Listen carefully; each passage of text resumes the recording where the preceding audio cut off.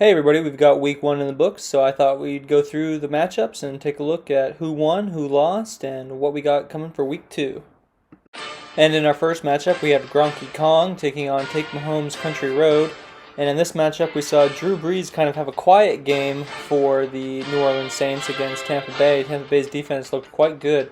Cam Akers and Kerryon Johnson really didn't do anything for Team Kong, and now Michael Thomas has an injury. Their really big point getters in this one, though, was Adam Thielen, who got 37.9 points in some garbage time in Minnesota. On the other side of things, Take Mahomes Country Road. Patrick Mahomes had a solid game, though quiet. He did have the 3 touchdowns that helped him with the points. Melvin Gordon and Ronald Jones did score him at least 10 points, plus Chris Godwin seems to be the go-to guy with Evans injured in Tampa Bay. Tyler Lockett, Hunter Henry, and A.J. Green all had solid performances. So the final score in this one is Take Mahomes Country Road 153.39, Gronky Kong 104.55. And in week 2, Take Mahomes Country Road will be taking on the 1-0 I Have a Chubb, while Gronky Kong 0-1 will be taking on the 0-1 Lil Loose in the Millsap. And to our second matchup, we had Lil Loose in the Millsap taking on I Have a Chubb. Lil Loose in the Millsap had Matt Ryan, who threw for over 400 yards in his game, got him 30.6 points, only 1 touchdown though. Alvin Kamara had a big game, got him 24.55 points. Le'Veon Bell comes up injured in his game. We'll have to see what his status is. Last I heard is that he was going to be out for a few weeks with a hamstring injury, and that Frank Gore is the man in New York. Amari Cooper and Will Fuller had solid games, and John Brown, though, was his best receiver this week with 20.9 points. On the other side of things, Russell Wilson had an enormous game with 4 touchdowns against Atlanta, 42.88 points, quite a few points there for Russell Wilson. And Ezekiel Elliott had a nice game as well, 28.25 points. TJ Hawkinson, 18.95 points at the tight end position. This really could have been a close game had Russell Wilson not thrown the 4 touchdowns or Ezekiel Elliott not had such a big game. Over on the benches, really, I think you can see that Lil Loose in the Millsap did everything he could. He played all the right players.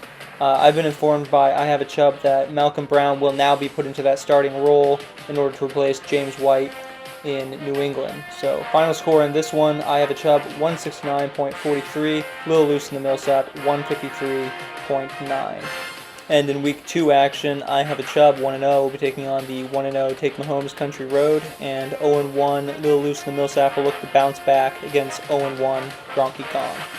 And in our third matchup, we had Greg's Lobos taking on Edel Cielter. Of course, Greg's Lobos team was auto-drafted, and I made fun of it originally by drafting Dwayne Haskins, who went out and had an okay game, 17.8 points. Derrick Henry had a solid game, over 100 yards rushing points, 17.3. Jonathan Taylor now appears to be the man in Indianapolis with the injury to Marlon Mack.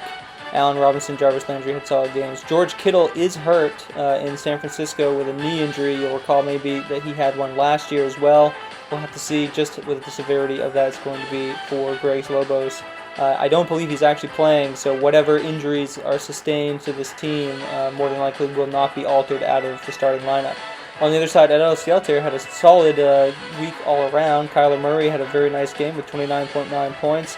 The running backs, were a little light, but that was made up for DeAndre Hopkins, who had a monster game, 33.3 points. He and Kyler Murray, who are both on this team, really look to be a nice duo for him as the season goes on. And Mark Andrews, that tight end, continues to have a really nice run continuing in from last year.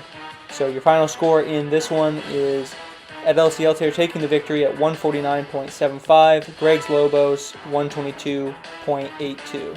So hopefully this win for Dylan Torrey makes him feel better about the implosion that happened with his Detroit Lions on Sunday.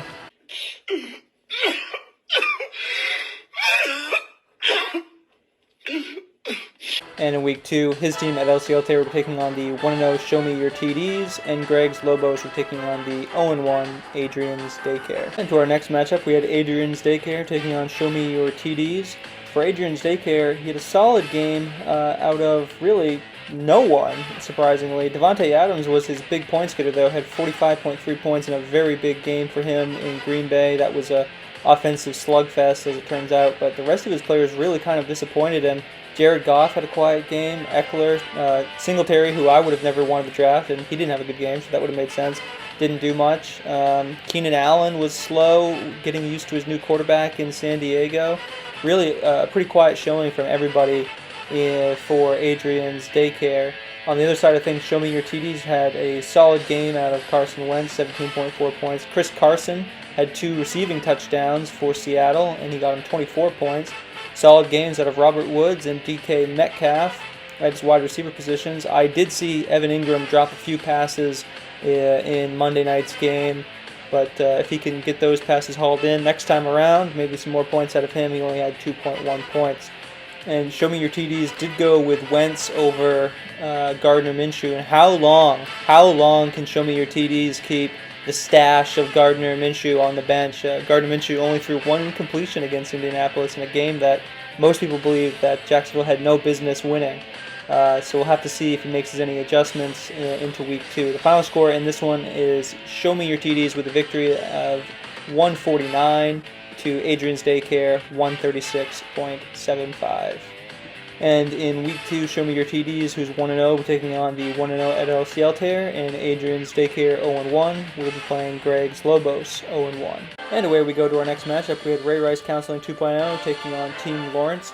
Ray Rice Counseling, you will notice, is the quarterback collector. Wait, it's all Mediocre quarterbacks.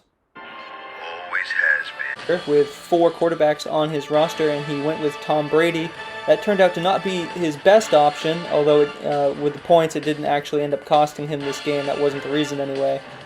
Cam Newton was his highest quarterback points getter, but on his bench. Tom Brady overall had an okay game with 24.76 points, did throw 2 picks, didn't look as sharp, but you can kind of expect that with no preseason and with a new team.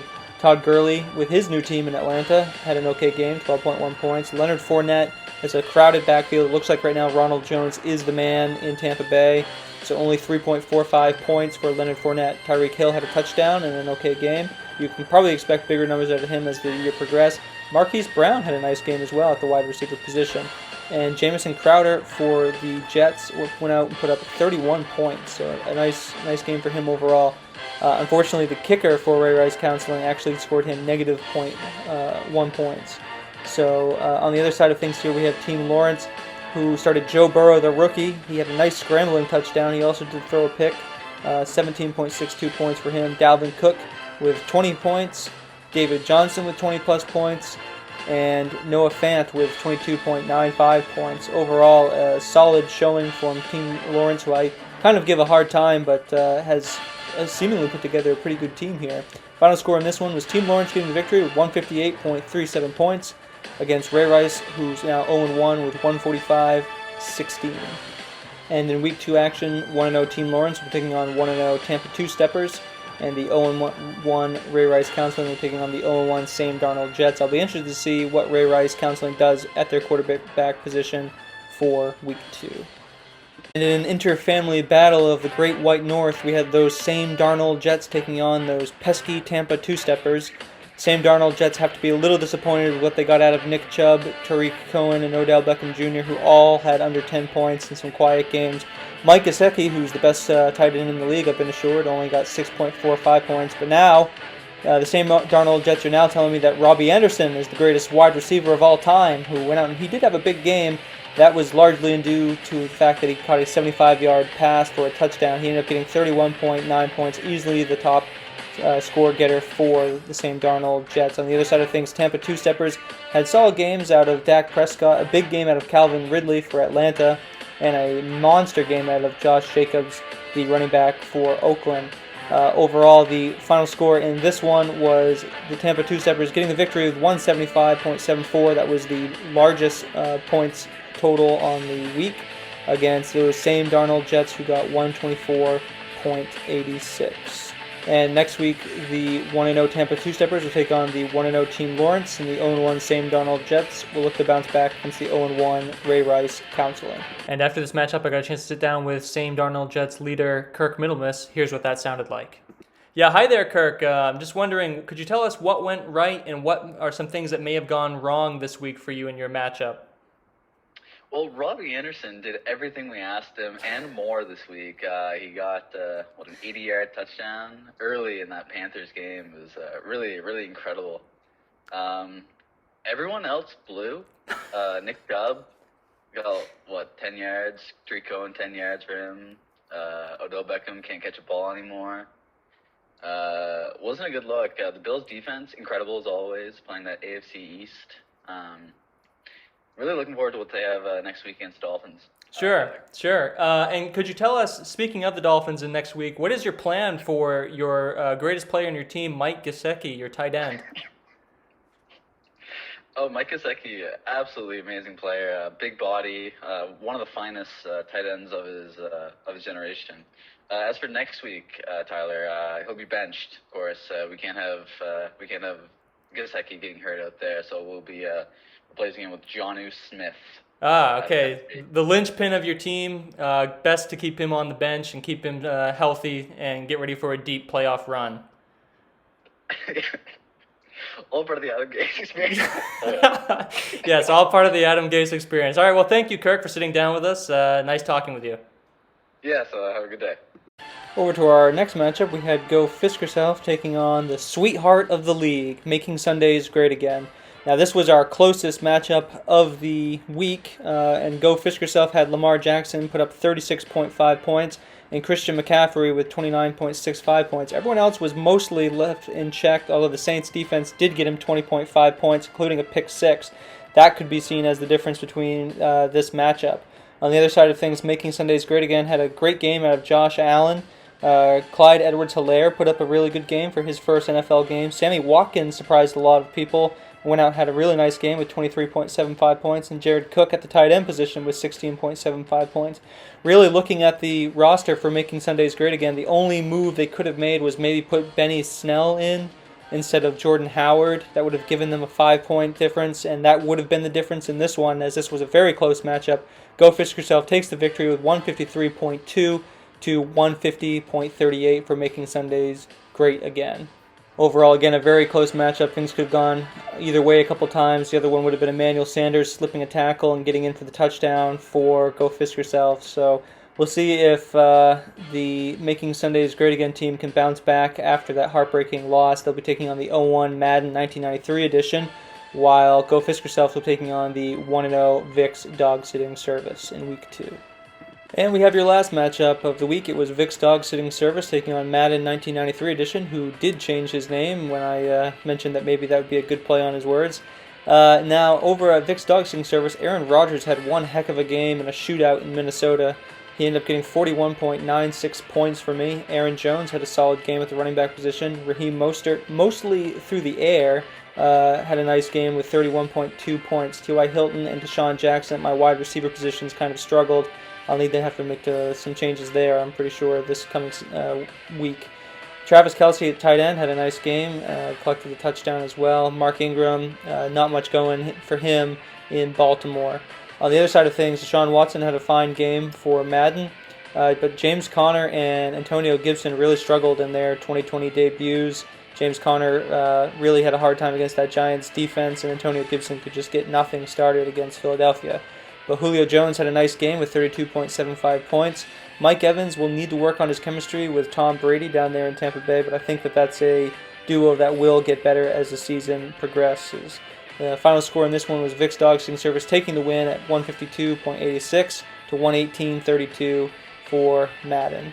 And next week will be the 1-0 Vic's Dog Sitting Service taking on the 1-0 Go Fisk Yourself, and the 0-1 Madden 1993 edition taking on the 0-1 Making Sundays Great Again. A check-in now of the power rankings after Week 1. We see Madden still at the top there. It did go down from the number 1 spot to number 2, but I Have a Chubb has jumped up to the number 1 spot. He is the team to beat after Week 1. We see some digression from Team Lawrence, who, despite getting the victory, they're predicting will fall back to the number 7 spot. Big digression for Same Darnold Jets, who falls from the 7 to 15 spot, as well as Gronky Kong falling from the 9 to 16. Big jumps forward for Greg's Lobos, who jumps from 14 to 5, although they won't be taking into consideration the fact that his roster won't be changed, so bye weeks and injuries will plague him throughout the season. And Vic's Dog Sitting Service jumps from 15 to 8, and Adrian's Daycare from last, which is where he belongs, to 12th. And that is your week 1, folks. It'll be interesting for week 2 as teams make adjustments for injuries and to see what we learned in week 1, who's going to be playing where, who's going to be doing what. As it just so happens, every team that won this week will be taking on another team that won this week, and every team that lost will be taking on a team that lost. So it'll be interesting to see, can teams repeat success or repeat failure in week 2. Talk to you guys next week.